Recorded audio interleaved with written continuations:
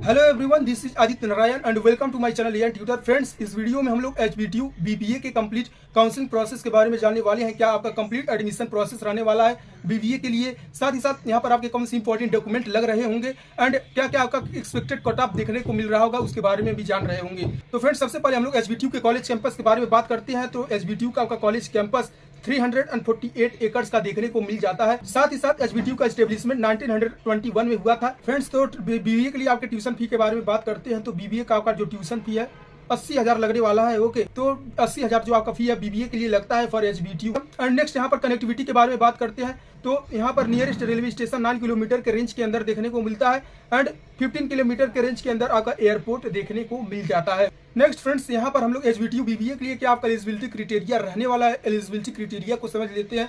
तो आपका सीयूटी में आपका जो अपीयरेंस है वह मैंडेटरी है। कौन से इंपॉर्टेंट सब्जेक्ट लग रहे होंगे उसको आगे आने वाली स्लाइड में बता रहा हूँ। एंड आपके क्लास 12 में मिनिमम 55% रहना चाहिए for general EWS and OBC student. वहीं पर 50% रहना चाहिए, 50% रहना चाहिए for SC and ST candidate. Okay, next यहाँ पर कौन कौन से आपके इंपॉर्टेंट सब्जेक्ट लग रहे होंगे एडमिशन के लिए in HBTU BBA. Okay friends, HBTU BBA में एडमिशन लेने के लिए कौन कौन से इंपॉर्टेंट सब्जेक्ट का एग्जामिनेशन देना पड़ता है। तो फ्रेंड्स, आपको यहाँ पर any one of CUET subject required. तो सीयूटी में केवल एक ही सब्जेक्ट का एग्जामिनेशन के थ्रू एडमिशन हो रहा होगा।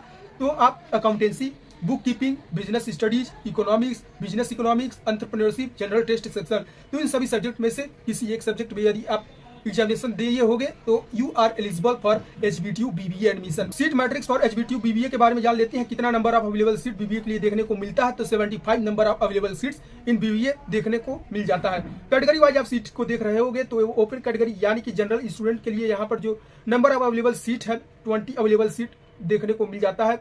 ओबीसी के लिए 14 सीट देखने को मिलता है। एससी स्टूडेंट के लिए 10 सीट देखने को मिलता है। एसटी कैंडिडेट के लिए 1 सीट देखने को मिलता है। नेक्स्ट फ्रेंड्स, यहाँ पर बीबीए के लिए क्या कंप्लीट काउंसलिंग प्रोसीजर चलने वाला है उसको स्टेप बाय स्टेप समझने वाले हैं। तो बीबीए के लिए आपको जो सबसे पहले है एचबीटीयू कानपुर के वेबसाइट पर आपको रजिस्ट्रेशन करना होता है। ओके, जब यह एडमिशन स्टार्ट होता है उसको मैं इन्फॉर्म कर रहा हूँ, आपको एचबीटीयू कानपुर के वेबसाइट पर चेक करते रहना है। ओके, नेक्स्ट यहाँ पर आपको राउंड वाइज जो है सीटें प्रोवाइड की जाती है। Seat allotment result in various round, 3 round conduct करवाए जाते हैं। ओके, तो राउंड के अकॉर्डिंग आपको जो सीटें हैं वो अलॉट होती है। तो 3 राउंड कंडक्ट करवाए जाते हैं। First round counselling, second round counselling and third round counselling.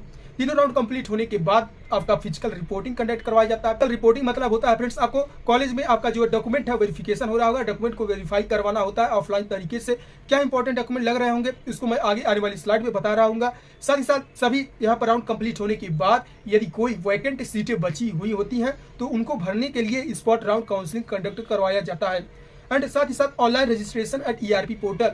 HBTU Kanpur का जो आपका सेमेस्टर पोर्टल होता है उसको ईआरपी पोर्टल कहते हैं। तो सेमेस्टर के लिए रजिस्ट्रेशन करना होता है, तो आप ईआरपी पोर्टल के थ्रू अपना रजिस्ट्रेशन कर रहे होंगे। फ्रेंड्स, यहाँ पर आपका फर्स्ट राउंड काउंसलिंग में क्या कंप्लीट प्रोसेस देखने को मिलता है उसको मैं समझा देता हूँ। तो यदि आपको कोई सीटें मिलती है फर्स्ट राउंड काउंसलिंग के दौरान तो आपको सीट एक्सेप्टेंस फी पेमेंट करना पड़ता है। ओके, तो general EWS and OBC student का जो सीट एक्सेप्टेंस फी है उसको 50,000 जमा करना पड़ता है। यदि आपको कोई सीट अलॉट होता है तो 50,000 as seat acceptance fee payment करना होता है। वहीं पर 30,000 सबमिट करना होता है seat acceptance fee for SC and ST candidate.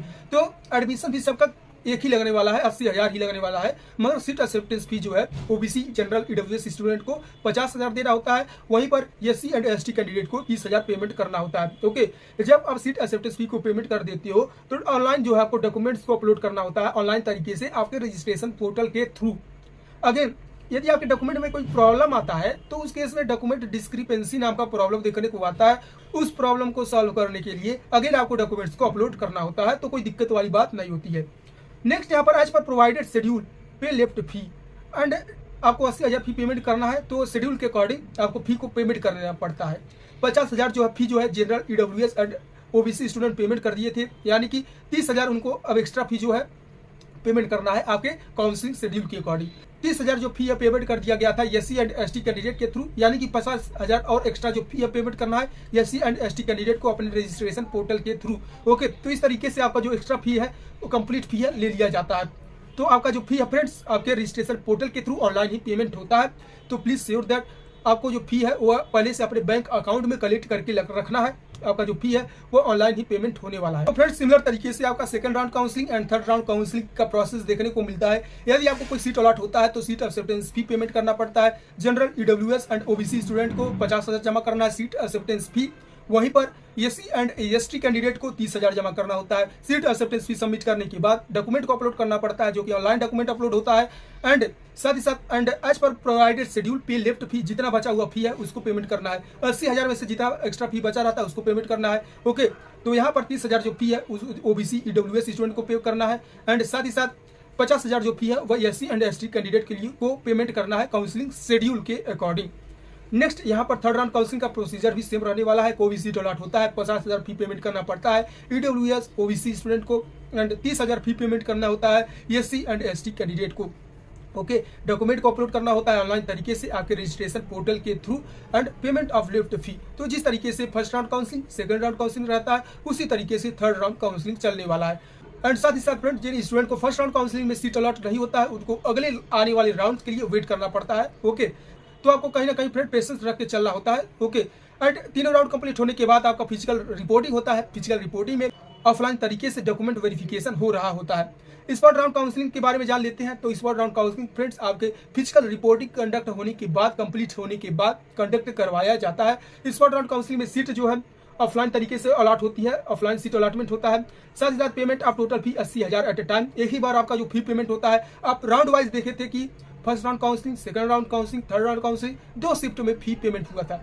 एक बार सीट एक्सेप्टेंस फी और बाकी जो एक बार फी लेफ्ट हुआ था, बचा हुआ जो फी था। मगर स्पॉट राउंड काउंसलिंग में ऐसा नहीं होता है, आपका जो फी है एक ही बार कलेक्टिवली लगता है। स्पॉट राउंड काउंसलिंग में chances to get seat at low rank, तो सीट जो है आपको लो रैंक पर मिलता है। स्पॉट राउंड काउंसलिंग जो है कंडक्टेड आफ्टर कंप्लीटिंग 3 राउंड, तो मैं पहले ही बता चुका हूँ। तीनों राउंड कंप्लीट होने के बाद, साथ ही साथ फिजिकल रिपोर्टिंग कंप्लीट होने के बाद स्पॉट राउंड कंडक्ट करवाया जाता है। व्हाट इज डॉक्यूमेंट डिस्क्रिपेंसी, तो डॉक्यूमेंट डिस्क्रिपेंसी का प्रॉब्लम पहले बता दिया हूँ। किसी भी तरीके का डॉक्यूमेंट में मिसमैच देखने को मिलता है, उस केस में डॉक्यूमेंट डिस्क्रिपेंसी का यह प्रॉब्लम देखने को मिल जाता है। टेंटेटिव शेड्यूल, आपका जो काउंसलिंग शेड्यूल है ओके, कुछ इस तरीके से देखने को मिलता है। आपका रजिस्ट्रेशन का डेट दिया रहता है, इतने डेट्स के बीच में, इतने डेट से लेकर इतने डेट के बीच में रजिस्ट्रेशन कंडक्ट करवाया जाएगा, फर्स्ट राउंड काउंसलिंग कंडक्ट करवाया जाएगा, सेकंड राउंड काउंसलिंग कंडक्ट करवाया जाएगा। तो जो भी शेड्यूल का डेट दिया रहता है उसको आपको स्ट्रिक्टली फॉलो करना होता है। नेक्स्ट हम लोग यहाँ पर जो भी इंपॉर्टेंट डॉक्यूमेंट रिक्वायर्ड है एचबीटीयू बीबीए के लिए उसके बारे में जान लेते हैं। तो यहाँ पर आपका क्लास 10th एंड 12th का मार्कशीट लगने वाला है। क्लास 10th का मार्कशीट आपके डेट ऑफ बर्थ को प्रूव करने के लिए यूज होता है। नेक्स्ट फ्रेंड्स यहाँ पर आपका कैटेगरी सर्टिफिकेट, जिसको कि कास्ट सर्टिफिकेट कहते हैं, यानी कि जाति प्रमाण पत्र। आपका जो कैटेगरी सर्टिफिकेट है 1 अप्रैल 2024 के बाद का बना होना चाहिए। इस बात को नोट डाउन कर लेना है, 1 अप्रैल 2024 के बाद का आपका जाति प्रमाण पत्र बना होना चाहिए। नेक्स्ट आपका पेरेंट्स इनकम सर्टिफिकेट लगने वाला है, यानी माताजी या पिताजी का प्रमाण पत्र लगने वाला है, जो कि 1 अप्रैल 2024 के बाद का बना होना चाहिए। आपका डोमिसाइल सर्टिफिकेट लगने वाला है, यानी कि निवास प्रमाण पत्र, जिसको कि परमानेंट रेसिडेंस सर्टिफिकेट भी कहते हैं। ओके, तो फ्रेंड्स इन सर्टिफिकेट को आपको जाकर नजदीकी तहसील से बनवा देता है, अपने पेरेंट्स से बोलना है, आपका यह सर्टिफिकेट इजीली बन रहा होगा। नेक्स्ट आपका ट्रांसफर सर्टिफिकेट, माइग्रेशन सर्टिफिकेट और कैरेक्टर सर्टिफिकेट लगने वाला है। इन सर्टिफिकेट को आपको अपने स्कूल से कलेक्ट कर लेना है। अगले डॉक्यूमेंट के बारे में बात करते हैं फ्रेंड्स। आपका आधार कार्ड लगने वाला है, फॉर वैलिड आईडी प्रूफ सभी के पास होता है। ओके, पासपोर्ट साइज फोटोग्राफ लगने वाला है, सीयूटी का स्कोर कार्ड लगने वाला है। ओके, तो मैं सभी इंपॉर्टेंट डॉक्यूमेंट को जो लगने वाले हैं बता दिया हूँ। कुछ एक्स्ट्रा डॉक्यूमेंट के बारे में बात कर लेते हैं। आपका मेडिकल सर्टिफिकेट लगने वाला है। Medical certificate friends HBTU Kanpur के वेबसाइट के एडमिशन प्रोस्पेक्टस से डाउनलोड कर लेना है। डाउनलोड करने के बाद नजदीकी स्वास्थ्य केंद्र पर जाना है, वहां से मेडिकल सर्टिफिकेट को वेरीफाई करवा लेना है। मेडिकल सर्टिफिकेट आपके फिजिकल रिपोर्टिंग के दौरान लगता है। ओके, नेक्स्ट यहाँ पर सभी डॉक्यूमेंट को प्रिंट आउट करवा लेना है, एक बार फोटो कॉपी करवा लेना है। फोटो कॉपी करवाकर 1 से 2 सेट तैयार कर लेना है। जब भी आप सीट अलॉटमेंट होता है, सीट अलॉटमेंट का जो रिसिप्ट होता है उसको भी प्रिंट आउट करवा लेना है। फी पेमेंट करते हो, फी पेमेंट का भी रिसिप्ट प्रिंट आउट करवा लो। ओके, तो सभी डॉक्यूमेंट को इस तरीके से आपको फोटो कॉपी करवाकर 1 से 2 सेट तैयार करके रख लेना होता है। एंड जितने भी यहाँ पर इंपॉर्टेंट डिटेल थे एचबीटीयू बीबीए के रिकॉर्डिंग में कंप्लीट डिटेल बता दिया हूँ। किसी भी तरीके का प्रॉब्लम आता है, try to ask me in the comment section. I am here to help you. Meet you in the next video. Bye.